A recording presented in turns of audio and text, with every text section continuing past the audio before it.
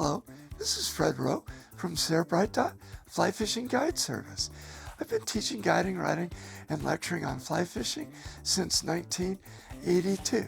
Well, let's get to this week's fly fishing report for September 5th to the 11th. We almost made that convenience store. Okay, well, guess what? We made it through Labor Day. Everybody's back at whatever they're doing, back at work, back at school. Well, this is the time of the year I absolutely love because everybody's kind of gone. The crowds are gone and we can get out and fish and kind of fish by ourselves and have a great time. So where the waters I'm fishing? Well, Upper Owens River. Yeah, you know I've been talking about it. Same old, same old. Man, it's fishing good. Why is it fishing good? Because we're getting 6 to 12-inch rainbows right now. And the trophy rainbows and browns, they're right around the corner. In fact, there's a few of them actually showing up. But it's really the small rainbows that's producing, making that fish great. And what are we fishing with? Well, we're fishing with dry flies. I'm using a size 16 elk hair and a size 16 Adams parachute. Under the water, what am I fishing with? Well, my favorites, size 18 beadhead flashback pheasant tail, size 16 beadhead flashback gold rip hare's ear. Want to throw streamers? Try a black woolly bugger or a black matuka. They're both producing in sizes 6 medium, size 10 small. All right, let's head over to Hot Creek. Hot Creek, weeds still the problem, particularly in the canyon. But if you work hard, the fish are there. If you get there on the early side, 8:30, fish it till the hatch is over between 10 and 11 in the morning, yeah, you're going to find fish. What's hatching? Tricos, blue-wing olives, occasional caddis.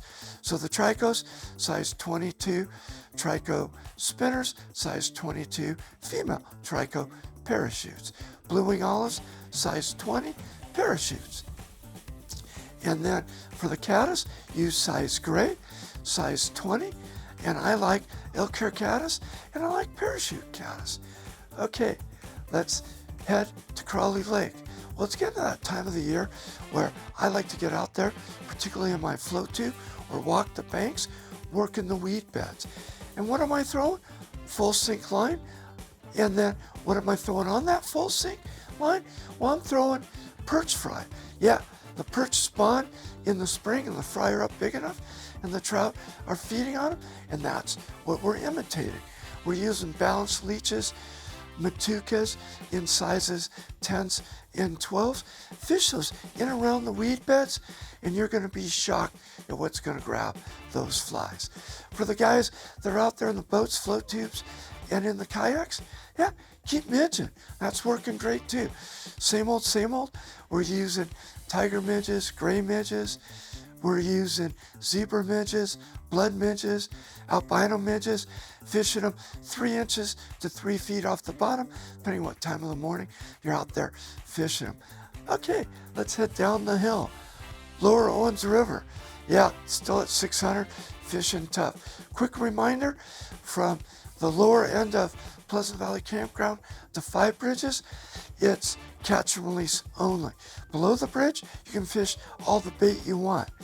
All right, it's 600 CFS, really not fishing it. Okay, Bishop Creek Canal. Man, it's still fishing good. Out there, nymphonet is what's producing for me. Can't believe how good that's been, particularly Euro nymphing, both on the Tenkara rod and fishing it with the Euro nymphing rod. What am I fishing? My 3 favorite flies: olive quildagon, stoner nymph, and then hotspot pheasant tail.